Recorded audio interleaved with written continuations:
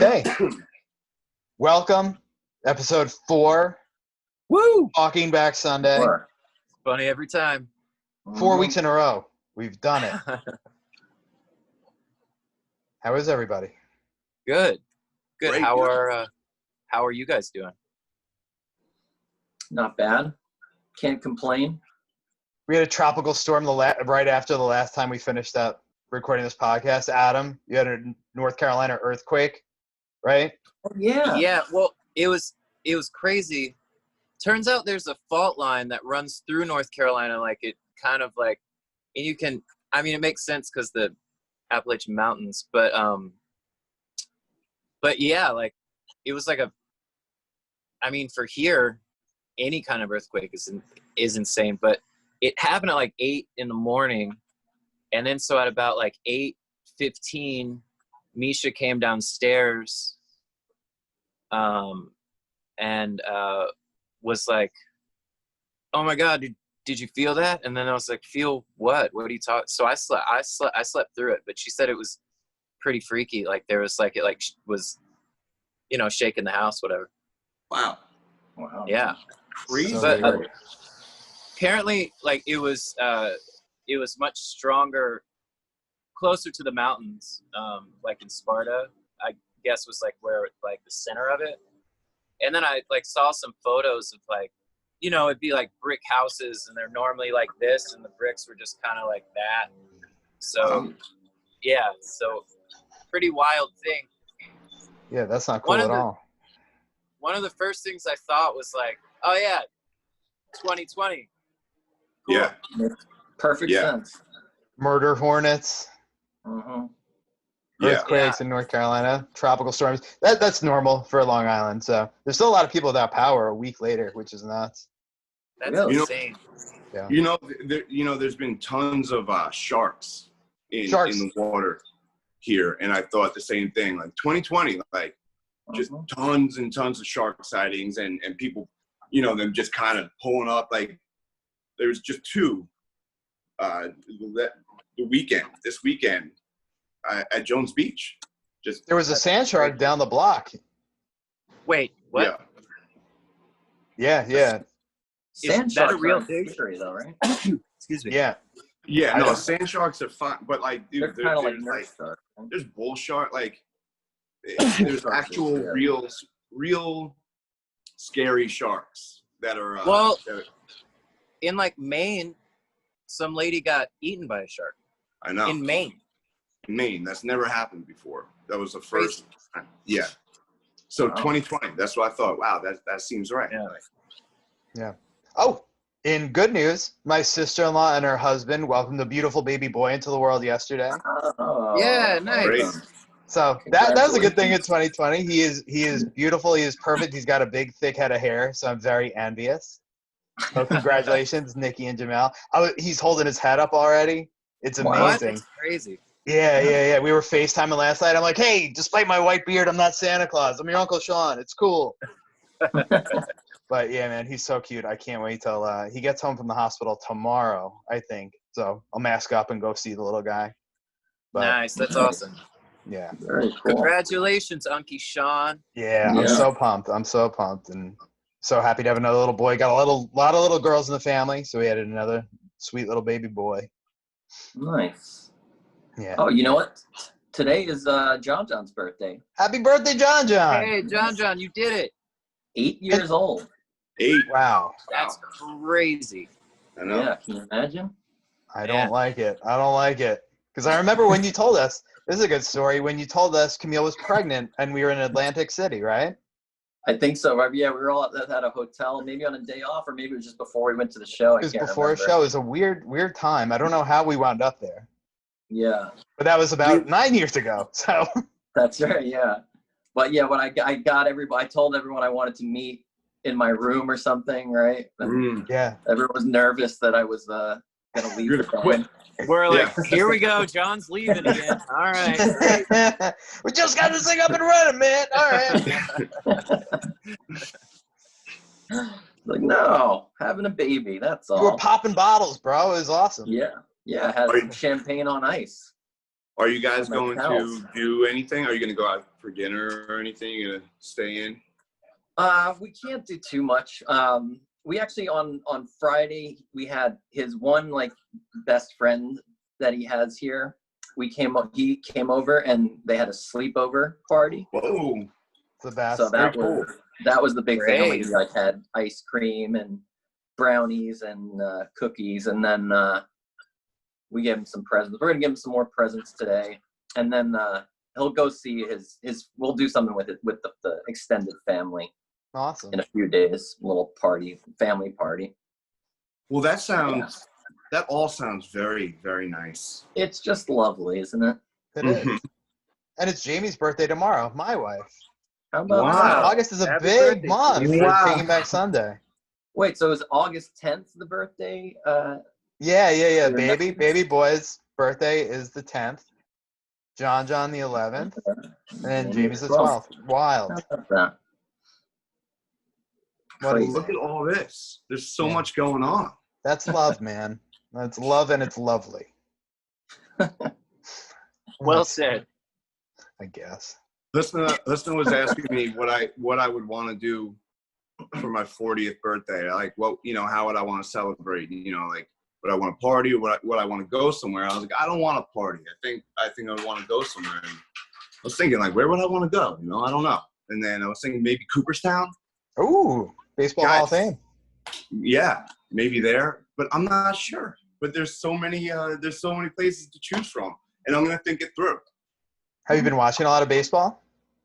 It's still weird for me. Like, I'm just like, I've been watching. Yeah, Yankees are crushing. Mm-hmm. Yeah, they lost like 2 games this year so far, right? Yeah, they're so good. They're so good. Goddamn Yankees. But man, it's such a wild thing to watch with just no one there. Have you seen any games with the virtual crowds? Yeah, and that's just weird. It's so weird. That's weirder, I feel like. Yeah, it's just, I want to be like, don't do that. Yeah. The Mets have the cardboard cutouts in the stands, and that's kind of funny. Yeah, I like that. Like Conforto's got his dogs out in right field by him. I guess they had him like close to the third baseline. He's like, no, move him back. I want him by me. There was it might have been like a Kansas City Royals game where like Bernie from Weekend at Bernie's was. Yeah, I think that's when they played the Cubs. They slaughtered the Cubs. I don't think Andy was happy. But the Cubs are doing fine. Yeah. What else? I don't know. Yep. Should we answer some questions? Sure, yeah. All right. Well, our old friend Mike wanted to know. Esposito. Yeah. Hey, Mike. We see you. We get your questions. Hi, Mike. He wanted to know if we would ever think about doing some sort of virtual show. Adam, you were saying earlier before we started this call that you saw Under Oath do it. They did a pretty amazing job. Yeah. Spencer sent a code, and I watched it, and man, they really went all out. Like it looked incredible, sounded great, and it did make me jealous, because I want to do that with you guys, but we all live so far apart. It's not really feasible right now. Yeah, New York's got all these quarantine laws. You got to stay isolated for 14 days before you can do anything. We'd need our crew here. We'd have to figure out a production crew and stuff. So, unfortunately, I think we can't figure it out now. But yeah, I mean, maybe as time goes on, it would be nice to try to work something out. But as far as for like right now, like August or September, that's just kind of off the table. Yeah. And along with that question, we also got a lot of people asking whether or not we do like a drive-through show. And I just don't feel comfortable with that yet, personally. No, there's like some they were doing, it's like not everyone is I guess being as responsible because they're still like getting out and gathering, and like, don't get me wrong, I want to do that, but it's just not the right thing to do for everyone right now. If someone were to get sick because of one of our shows, that would be not cool. Yeah, I would feel terrible. Yeah. Yeah. So I think when we all feel safe, we're going to come back and be around a whole lot, just like we were in 2019, where we played basically everywhere in the world that would have us. So we're going to do that again. It's just a matter of time. Maybe we could just do a residency somewhere, and we could get some of those big plastic balls like the Flaming Lips have, and everybody in the audience can be in their plastic bubble, and we'll just stay in one venue, and people can come to us and they'll get their plastic bubble at the door. Should be fine.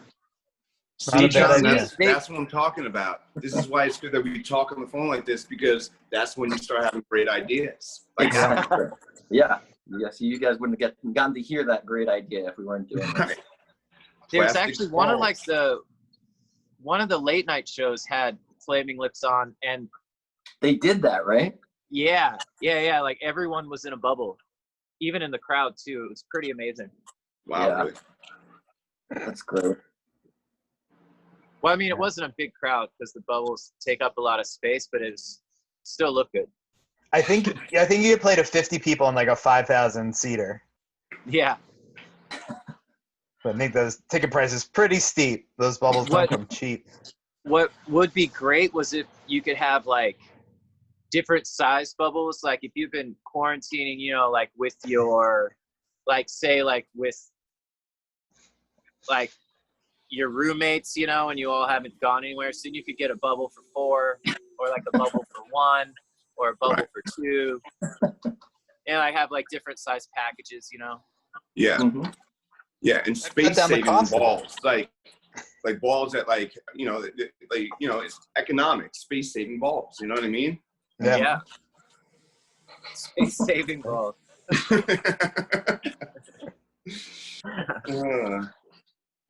And you get to keep the ball. It's like a merch item too. Right. Go home with your ball. You run around in your backyard with your friends. It's in your ticket price. Yeah. What a treat. Yeah. We sew in there when you're leaving. Okay, take off the ball. Here's a bag for the ball. Have a good night.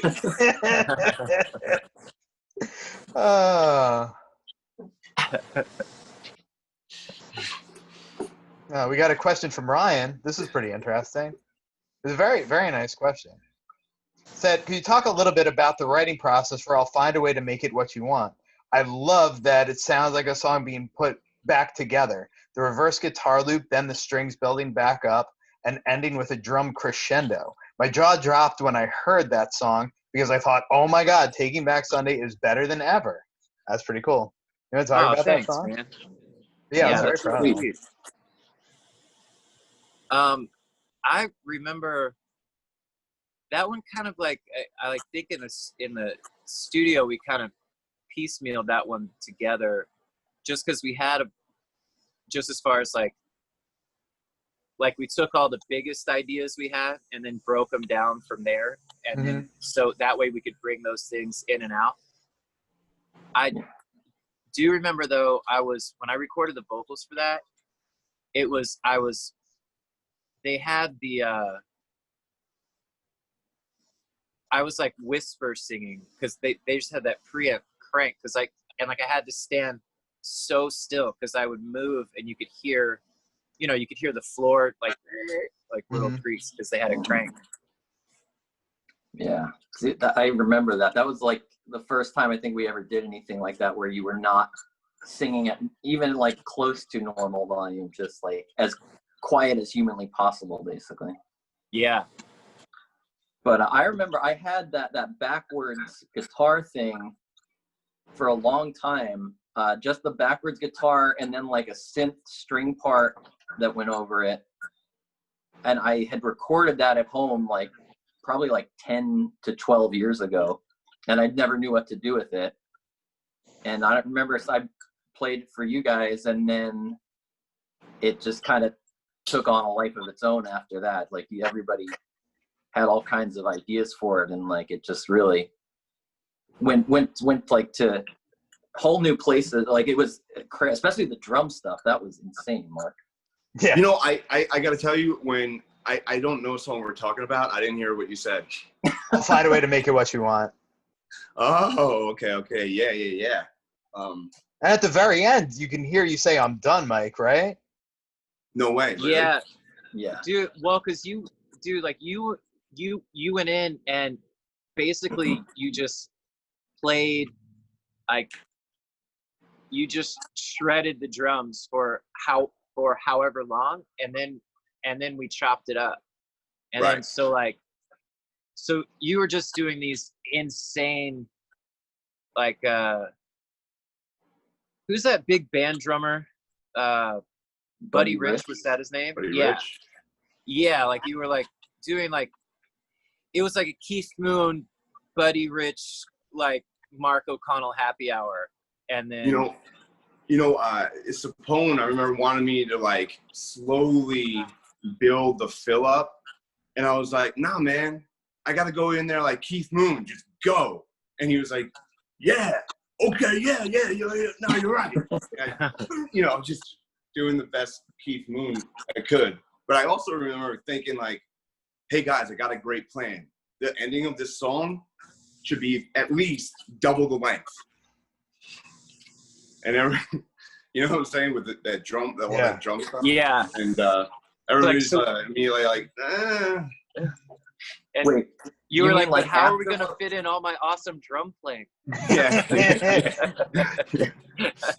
But also, like, a lot of people don't understand this too. Your body was in a tremendous amount of pain too. Your shoulder was bad. Your back was crushing you, and that was part of the "I'm done, Mike." You had done like 8 million takes too. I had herniations in my neck, and both my hands were numb. That was the thing. Yeah. I just remember you coming in sweating and in horrible pain after doing that stuff. And like, you just listen to it. It's like, whatever. It's like, no, Mark was breaking his body to get this thing right. And that's part of the torture, is part of what made it so great. Yeah. Yeah, true. Yeah. But sometimes when it's crazy, like when you're in pain or dealing with whatever, even with live shows, and then for the timing of the song, it just, whatever, the adrenaline just makes it go away. Like if you have the flu and then before the show, you're like, I am so sick. Oh, I can't, how am I going to do this? And then you get up there and then you're like, I'm better right now. Yeah. Like, And an hour later, after the show's done, you feel like absolute hell again. Right. Yeah. But in that moment, it goes away. Yeah. I think it's when you love what you do. Right. I guess if you hated what you did, that definitely would not happen. Yeah. Yeah. Horrible. But speaking of live shows, Ryan also asked, when I share your music with friends, I always share a live video or two along with it because they sound so good. How involved are you with mixing and mastering of your live albums? There's, when it comes to that kind of stuff, we, like when it comes to any mixing of anything we do, I feel like we nitpick until we start to feel bad, and then we just let the guy do his thing. But the live stuff, is a bit easier when it comes to as far as the mixing process, because everything just was already mixed at front of house, so then I feel like they're going a lot off of kind of that template, and then which makes the process a little bit easier, because then it's more about just making sure the levels are correct and everything's poking out where it should. Yeah, like as long as I know my stuff is good, I'm like, okay, my stuff sounds good. I don't see anything glaring. All right. Everyone else cool? Cool. But yeah, we have so many good people that we work with that work on that stuff too, that we trust pretty, we have a lot of faith in them. So they always do right by us too. So it's fun. Yeah. And We've been very fortunate. Thank you for doing that, Ryan. Thank you for showing people that don't know our band. Yeah, because every little thing we do, there's a lot of care and time that goes into it, and a lot of thought, more than you would ever imagine. So, yeah, it's like so funny how you can spend literally weeks thinking about something that when it's done, it only exists for like 3 minutes long. And it's like, I've lost sleep over this for a month. But you know, when stuff like that, when we've kind of like thought about, hey, should this chord progression go like this or that, and it's like one note, like if the note is different, it's usually just like a half step. Yeah. And then, you know, sometimes those talks will be very long, thought out, and then at the end of the day, like you'll listen to it a year later and go, man, did it matter? And it might have. Yeah. Did we have to talk about that for so long? Probably not, but I guess that's what happens when you care.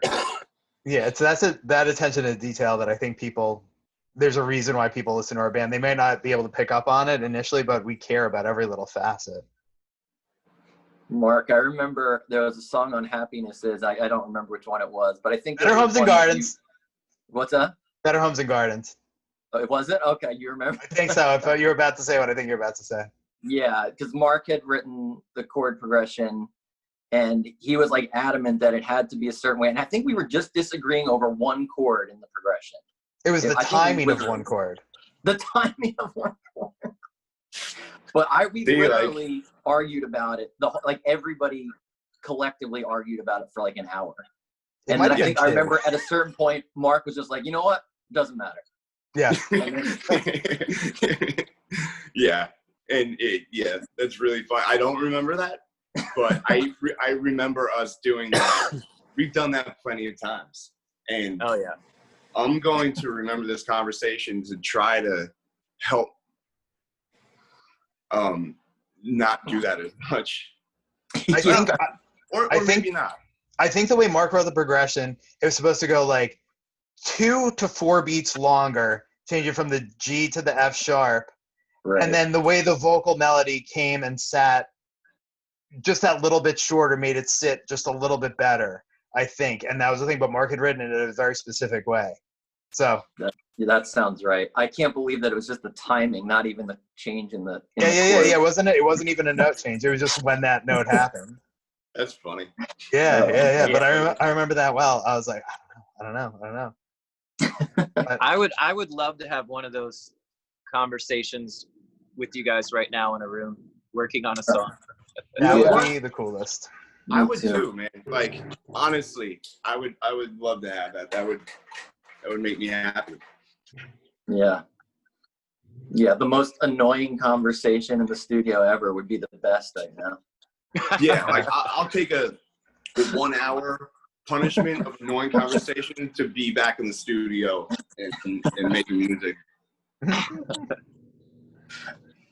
One day. And all right, well, see you later. Good talk. Okay. Let's answer a fun little question from our friend Michelle, who's a librarian. She wanted to know if there are any books we've been reading or any books we've been reading with our kids. Ooh, yeah. Lots with the kids. Yeah. Lots of kids books. You're raising bookworms over there, John? Yeah. Because me too. Do you guys ever read those pigeon books? Oh, yeah. Mo Willems? Yeah, Mo Willems. Pigeon. Greta loves those right now. All of his books are awesome. Yeah, the Piggy and Gerald. Those are great. Nuffle Bunny. Oh, I don't know if I've read that one. Oh, it's a hit. Yeah. And it's crazy too because it's all like kind of about his daughter. And she gets older. So there's Nuffle Bunny 2, which is TOO because someone else has a Nuffle Bunny in class that his daughter goes to. And then she grows up in Nuffle Bunny Free, and she gives up her bunny, and you see how quick it can all go. Oh, wow. Yeah, but they're brilliant. And he's just got such a way of writing, and the pictures are all so good. And what happens to the bunny? So Trixie leaves the bunny on an airplane, Oh no. Plane, yeah, when they go and visit her grandma and grandpa in Holland. Then she leaves it on the plane, and her dad tries to get it back, but the plane is left for China.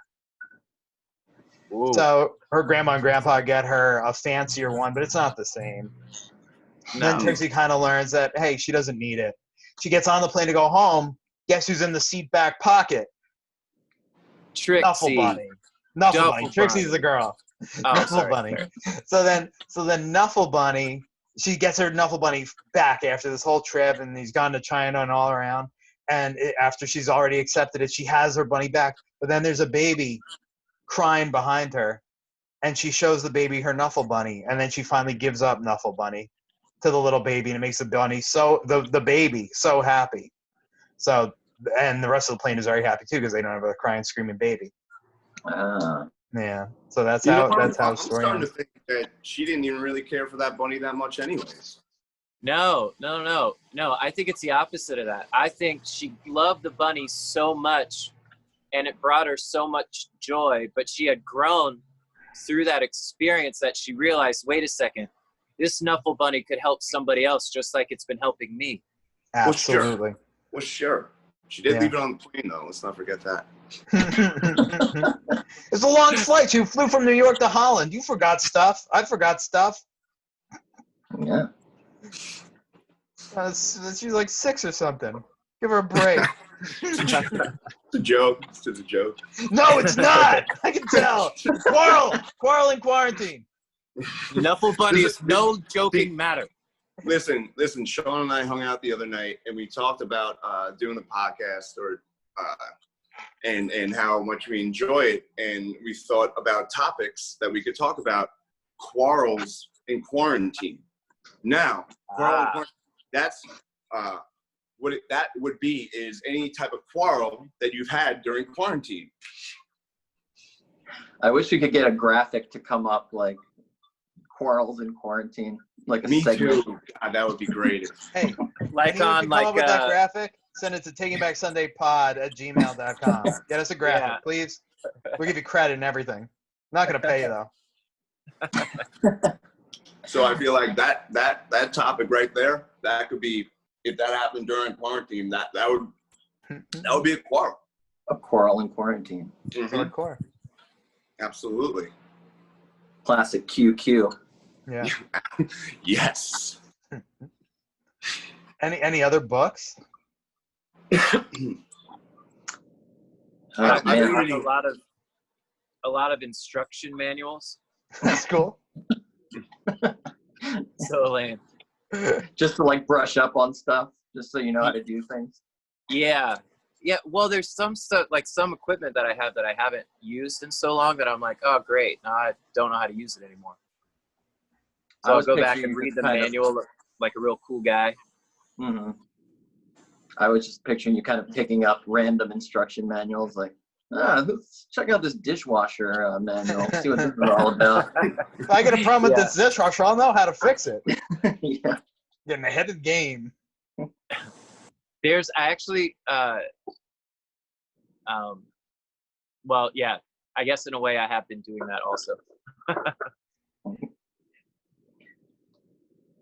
Man, there's a children's book that Aisha loves where she, you could touch the different, like, here's an alligator. This is what an alligator would feel like, and they have like the skin of an alligator. Then fur on the next one. Oh, is it the Tickle book? Maybe, I don't know what it's called. Like, I'm trying to think or like the That's Not My Dog book, or That's Not My Pig, or His Feet Are Too Scratchy. Those yes. Yeah. And then each page has like a little piece of cardboard or like some soft felt. Yeah, she loves it, man. Like, and she'll be like, "Woo!" So that's what I've been doing. That's my reading. That's the extent of that. I just got a new Calvin and Hobbes book for John. Nice. And it's actually one that I've never read, which is exciting for me because I had a collection of them when I was like a teenager or younger. I probably have like 7 of them or something. But I guess there was like 2 or 3 that came out after I stopped reading them that I've never read. So it's pretty exciting for me and my son. Cool. Yeah, We've been reading the Lorax like every night, Dr. Seuss. that's a good one. Yeah, my kids love it. My daughter fell asleep right in my nook last night at like 8 o'clock. It was so perfect. But yeah, both kids get a lot out of that. I just finished Elton John's autobiography, which is awesome. Oh yeah. I got it out from the library. I get a lot of books. Like I read the kids a lot of books from the library. I just have the Libby app. You just do it digitally? Yeah. Oh. So that book is like, I think with the quarantine and the chaos, they were like, okay, Elton John's book's cool. Everyone wants it. We're just going to let everyone read it who wants it. Because sometimes you have to wait a couple of weeks if someone has it taken out, even digitally. Oh. But he tells great stories. He's a great gossip. Oh. He kind of I prides can only himself on it. imagine. He must have seen so much stuff. Yeah. I mean, he talks about meeting Elvis. Michael Jackson comes over to lunch on a whim, just out of nowhere. Of course And, he does. when he was having lunch with the Queen and his mom or something. Like he had this lunch, and then Michael Jackson's guy was like, "Hey, Michael wants to come over. Is that cool?" It's like, I can't say no. Yeah. Wow. So he said he had so many of those moments where just like the weirdest things happened. But he said Michael Jackson brings his own personal chef to Elton's house. Elton's got his own chef. And then he's like, I don't think the guy ate a meal in front of another human being in like years. It was so odd. And then who? Michael Jackson brings his own personal chef. And then Michael Jackson just bounces. They have no idea where he goes. He just walks off on Elton John's grounds. And they found him at like his maid's house that is on the property playing video games with her 11-year-old son. He's like, he was so weird and so sick. He's like, I don't know what happened to that guy, but he was having problems. What year was that? This had to be, I'm guessing like 90s, early 90s. I think all that started pretty early. Like, yeah. But yeah, interesting as hell. Yeah. And then I've been reading Dinosaur Boy too. What's that? It's a book.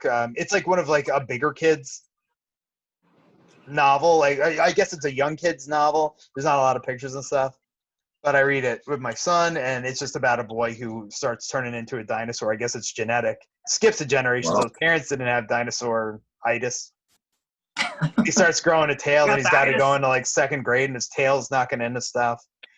His tail is sharp and pointy, like a T-Rex or something, and he's got a or like a Stegosaurus maybe, and he's got a Stegosaurus, yeah. And he's got to stick tennis balls so he doesn't hurt people. Sometimes the tennis balls fall off. Yeah, it's the whole thing. So yeah, doing a lot of cool reading over here.